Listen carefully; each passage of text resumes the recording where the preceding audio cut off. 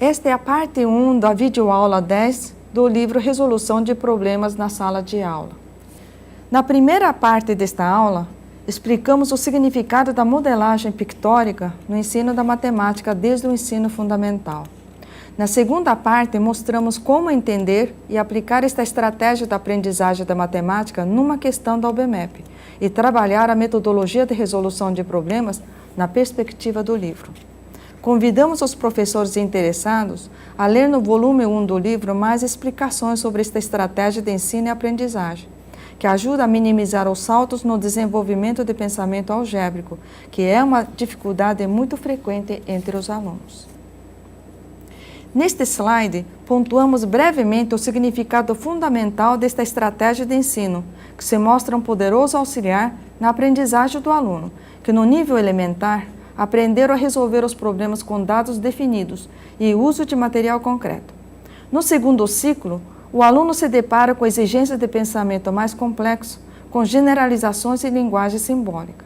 A modelagem pictórica é um recurso que permite visualizar os conceitos abstratos como uma preparação para a linguagem abstrata da álgebra.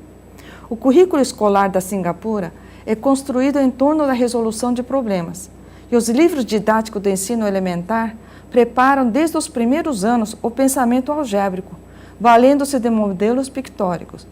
Nesta aula, queremos compartilhar com nossos colegas professores a inspiração para trabalhar a modelagem pictórica em problemas da UBMEP e também de outras fontes do contexto curricular. Na modelagem pictórica por barras, se caracteriza por uso de modelos visuais para representar abstratamente dados numéricos, para explorar os significados das operações aritméticas, para interpretar corretamente os dados de um problema e modelar estratégias de operações algébricas. E permite o desenvolvimento de raciocínio algébrico na transição entre a utilização de material concreto para a representação por linguagem simbólica do uso de letras.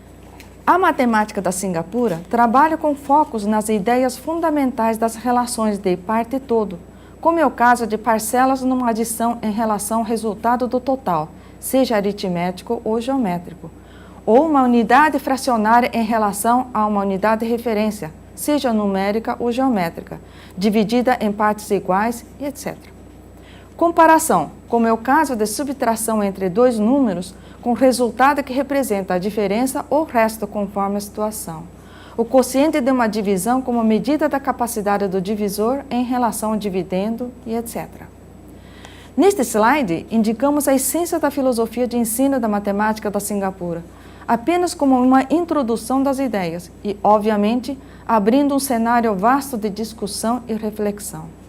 Pontuamos que, ao analisarmos as competências dos alunos em resolver problemas, as ideias básicas da aritmética e álgebra estão resumidas nestas ideias básicas, e é por isso que neste livro queremos mostrar na prática como o modelo de barras que se destaca na proposta de Singapura poderá facilitar tanto o ensino como a aprendizagem de resolução de problemas. No slide seguinte, apresentamos um pequeno exercício que ajuda a entender as relações que acabamos de comentar.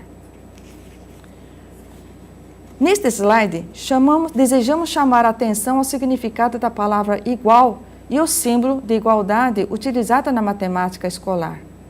Apesar do lembrete ser uma sugestão simples, é importante não confundir nos textos de matemática os contextos em que o sinal de igualdade está sendo utilizado. No item 1 do slide, nós lemos, quando operamos números, por exemplo, somamos 13 e 18, o resultado 31 é representado como 13 mais 18 igual 31, significando que a expressão 13 mais 18 tem valor igual a 31. Neste item, percebemos as parcelas 13 e 18 como partes de um todo que é o resultado da adição delas, o número 31. Efetivamente, o número 31 pode ter outras decomposições em partes, por exemplo, 10 mais 21 ou ainda 0 mais 31. O que está em jogo é a comparação entre 31 e o resultado da operação 13 mais 18. No item 2, nós lemos, quando comparamos duas quantidades, expressões que são iguais, usamos o sinal igual e temos uma igualdade, por exemplo, 8 menos 2 igual a 3 vezes 2. Neste item, temos efetivamente duas operações independentes e os resultados comparados e que resultam ser de igual valor. Logo, o uso do sinal de igualdade indica comparação. O item 3 deste slide mostra que resolver uma equação como 3 mais alguma coisa igual a 8 significa encontrar um número que corresponde a esta parte que torna a equação uma igualdade. No item 3, novamente temos uma situação parte-todo. A procura por uma parte do todo 8, que torna a comparação entre o resultado da operação à esquerda igual ao todo 8, é novamente um procedimento de comparação. As equações são assim chamadas exatamente pela procura de uma igualdade. Enfim, não é difícil reconhecer que a linguagem da matemática se desenvolve primeiramente por busca de termos que são identificados por meio de alguma relação de comparação. No livro 1, apresentamos alguns exemplos do raciocínio auxiliado por meio do modelo de barras.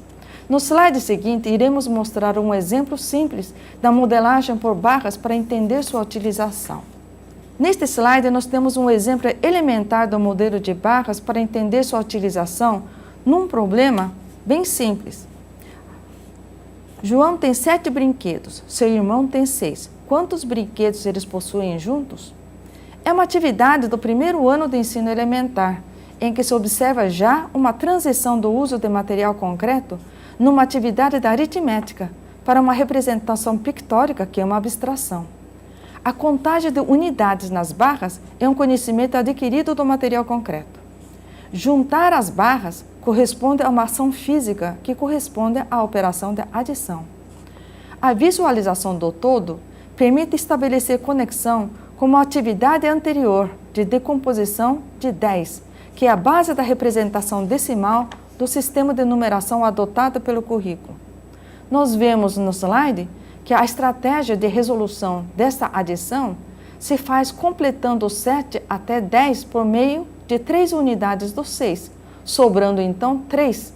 Então, 7 mais 6 corresponde a 10 mais 3, uma operação bem mais simples, que representa diretamente o 13, que é a base da representação decimal. Desta forma, facilita-se a compreensão do resultado da adição de dois números, cujo resultado ultrapassa a dezena, levando ao significado da representação posicional. Representação decimal posicional. Percebemos nesta modelagem pictórica a vantagem de ter um diagrama que encerra todos os passos da situação problema e o resultado. A modelagem por barras é uma das estratégias da aprendizagem de operações com significado. Na segunda parte desta aula, mostramos a metodologia de resolução de problemas por representação pictórica diretamente num problema da UBMAP.